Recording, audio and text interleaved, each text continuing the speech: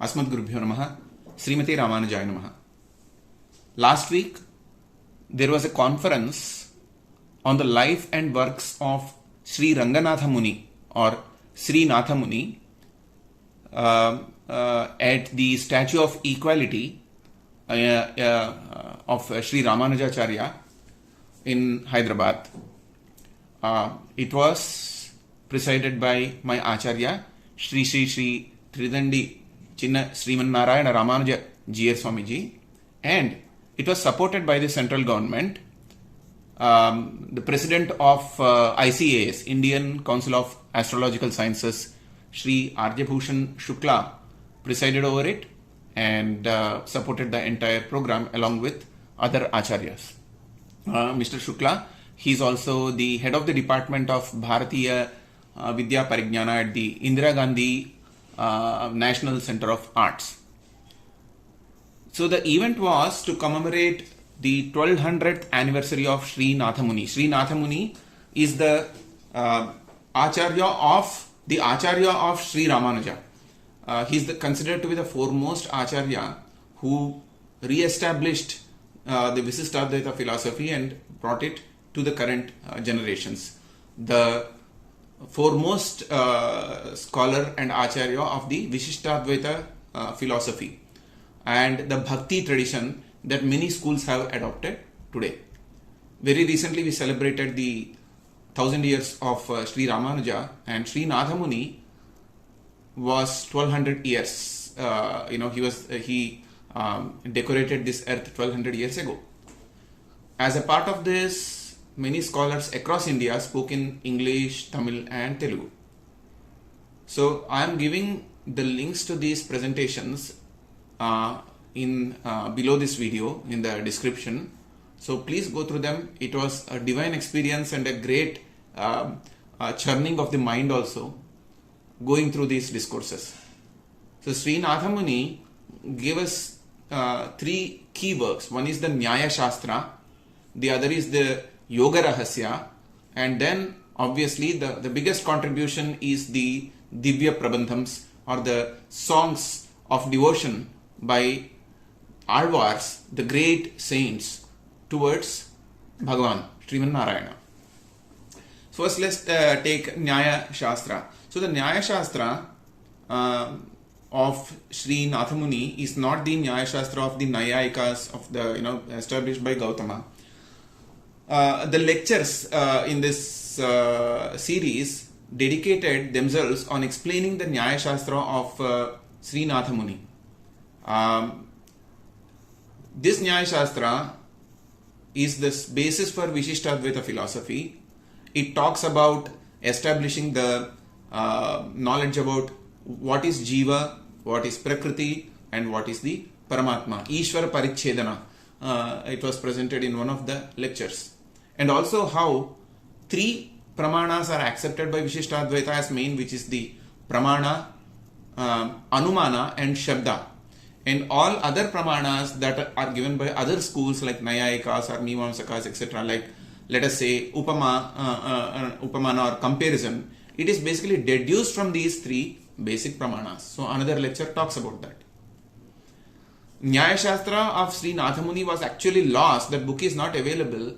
But thanks to the Acharyas who followed him, Yamunacharya, Sri Ramanuja and Sri Vedanta Deshika, they have elaborately quoted the notes from his Nyaya Shastra, and that's how even the Sri Bhashya, Sri Ramanuja, propagated that, which is the basis of the Vishistadvaita philosophy, the Bhashya on the Brahma Sutras.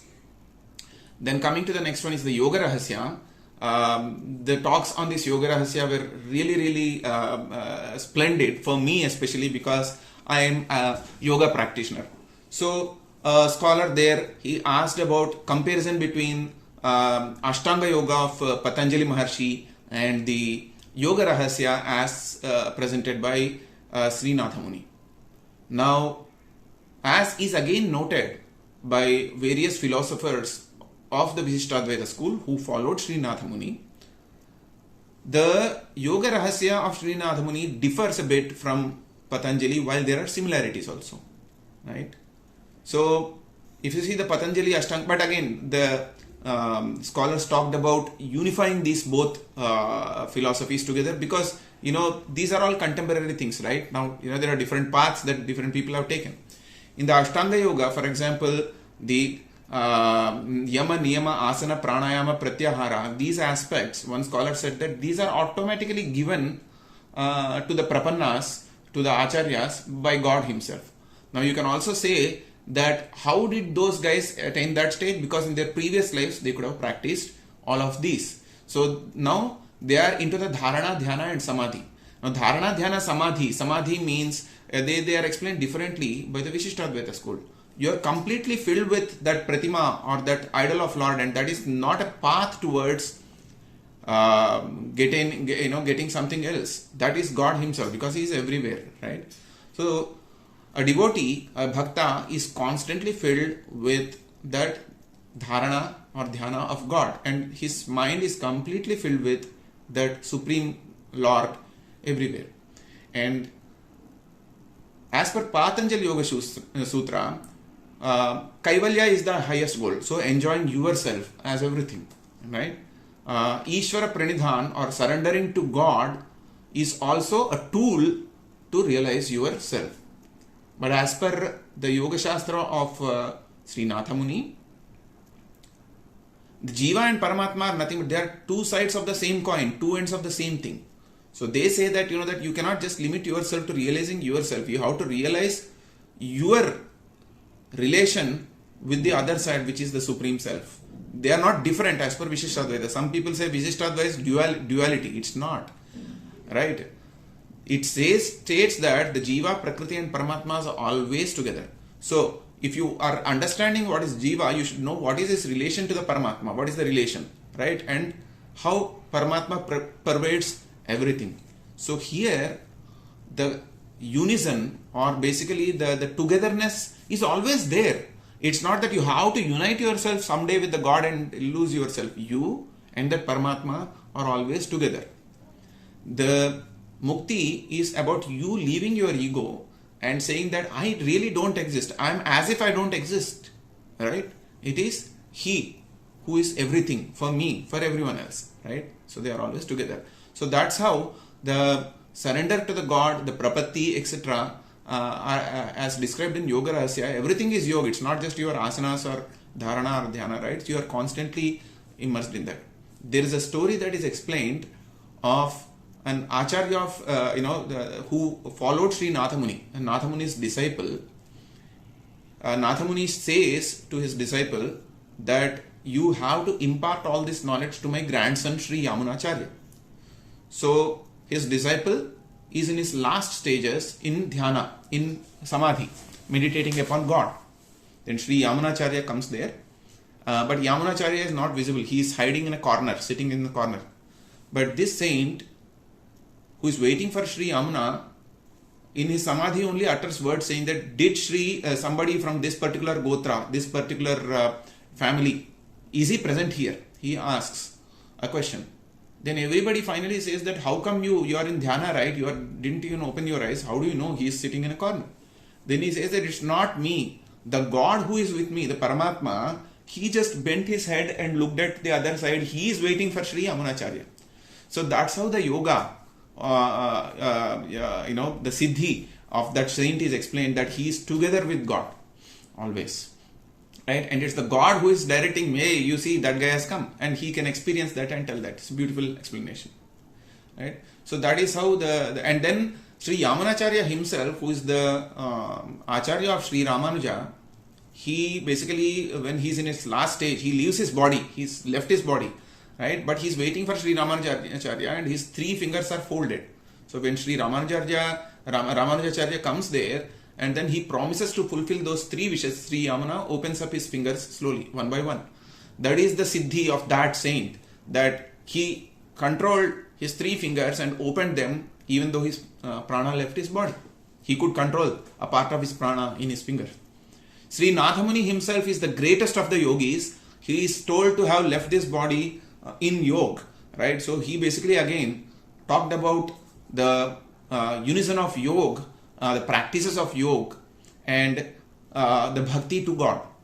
It is through yoga that he brought back the lost Tamil poems on God, devotional songs on God, the highest songs that explain, they are called as the parallel Veda or the Tamil Veda, they are called as, right? Because they are the summary or the essence of what Vedas give you, the bhakti or surrender towards God.